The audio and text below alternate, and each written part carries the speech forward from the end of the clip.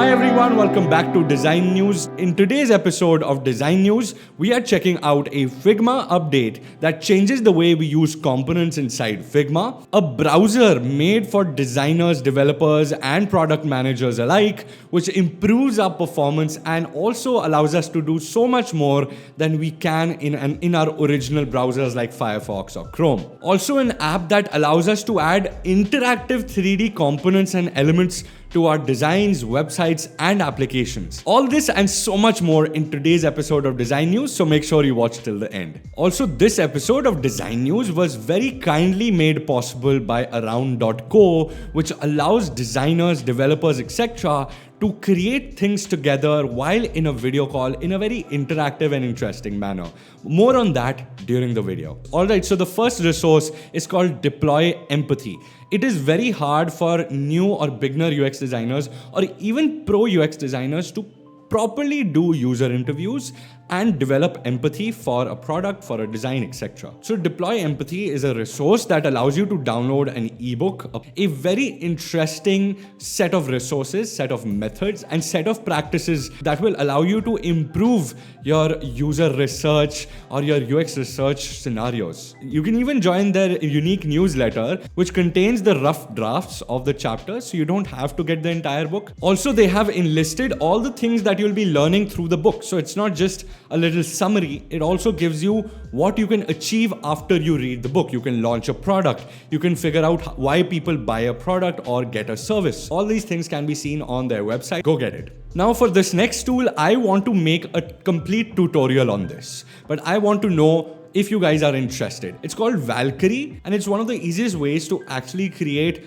AR and 3D content for your websites or designs, and even bring it to life with AR capability. In case you have an iPhone or an Android phone, you'll be able to do that with AR as well. You can see in the background some of these incredible examples that they've posted up. And they also have a lot of cool stuff that you can check out even on their website. And I would love to be able to utilize this on Figma, Webflow, and tools like that. If you are interested, make sure you comment down below. And next week, I'm going to make a tutorial on this. Now, this next tool is not only for designers, but also product managers, developers, and anybody who wants to create something.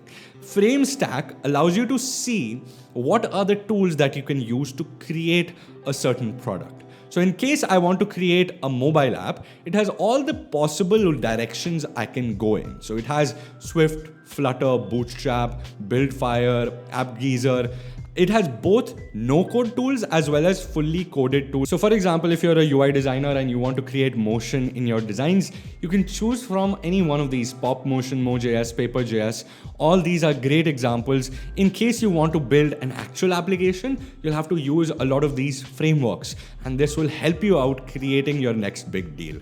And has libraries, tools, and services for every single need of yours. So I was recently excited to get my hands on a new tool called Around. And when they reached out to me to sponsor the channel, I was ecstatic. Around is an application available on Windows, Mac, Linux, even on your browser, which allows you to create on Figma, plan on your documents, even play games while in these cool circular bubbles where you can show your face and your voice, but you're creating things. So the focus is on creation and work rather than on the video platform. What really stood out to me is that whenever you move your face from left to right or in any other direction like this, it follows your face using its AI technology. So next time your mom walks in from behind while you're in a video conference, you don't have to worry because it's only focusing on your face and on nothing else. I'm absolutely in love with the dashboard design. That dashboard is very simple to understand, unlike other competitors. I'm not going to name any. And they have a 1-minute demo that you can interact with this demo and see how Around works. They have quick integration with Slack as well as Google Calendar, so you will never have any problems setting up meetings with your teams.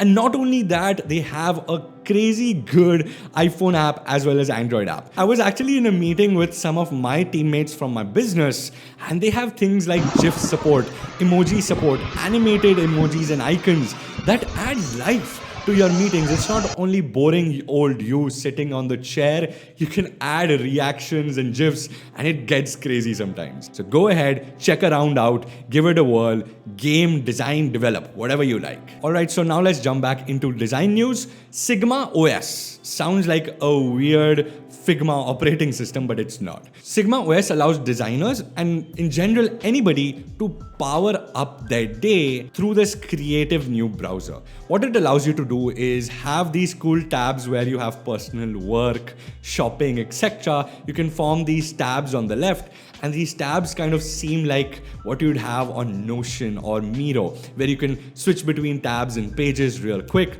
There's search, seems like the search you have on macOS, where you can quickly search for something and it takes you to that page or that resource. What I really like about it is the multitasking feature. So you can have one normal window and one multitasking window. You can maybe open Unsplash while you're on Figma and drag images from Unsplash into Figma. That'll be crazy. It also has certain features that allow you to collaborate with other people while you're in the browser. You can send a certain page or a resource to a mail. You can tweet it out. You can send it through the messaging app that they have built in. And they also have these timers. So if you're a Pomodoro fan, or if you're someone who wants to take a break in between work, they have these break times where you can not visit a website or a certain place for a certain amount of time. It gives you a break, forces you to take a break. I think that's interesting. And at the end, they had to add this, I guess, privacy. Yes, they apparently don't sell your data and don't collect ad information. It kind of reminds me of Firefox since they block ad trackers. Now, parallax motion and animation is coming to Adobe XD. Yes, Figma people, you have to wait for this.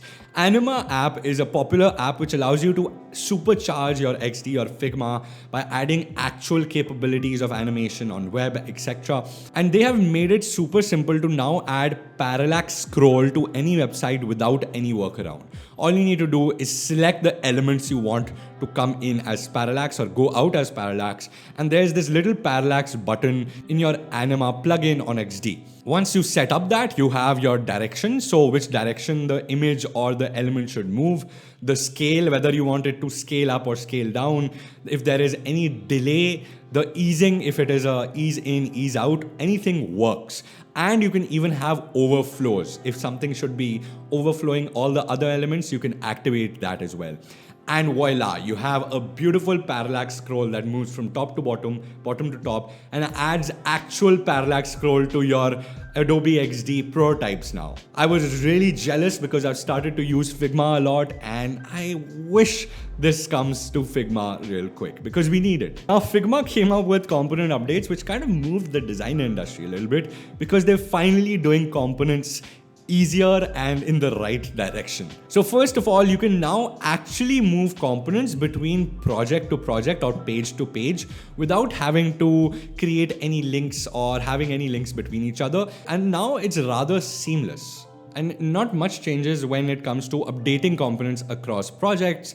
You'll be able to update components as usual. But it just makes it a little more flexible to copy components from one project to another, one page to another. Finally, you have swap libraries. This was a much awaited feature where you can swap between different libraries or different elements from one design system to the other. You don't have to delete anything. You don't have to cut out anything or create new components.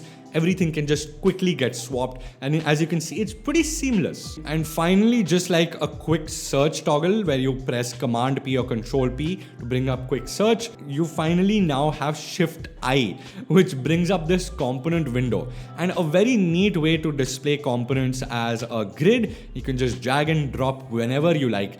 And you can finally search for components that you want rather than having to go through and browse through components. You can just search, grab, and drag. That's as easy as that. Now, gradients have become very popular and they're the new trend that has come up. I personally use gradient in all my Instagram posts. However, this tool called gradient.art allows you to actually create art out of gradients. Yes, You can create background layers. So you can basically pick up an image and create gradients out of that image. You have a CSS editing tool. So basically after you do this, you can copy this code from here and actually apply it to your coded websites. You also have free cloud storage. So much like Figma, you won't lose on anything once you sign up to this, and they have a lot of examples ready for you. So you don't have to start from scratch. You can learn from the examples, and it kind of seems like a full-fledged gradient tool. If Figma was a gradient tool, gradient.art would be that tool. It's crazy. I always include a great article at the end of Design News. Today's great article is by Marketer Milk,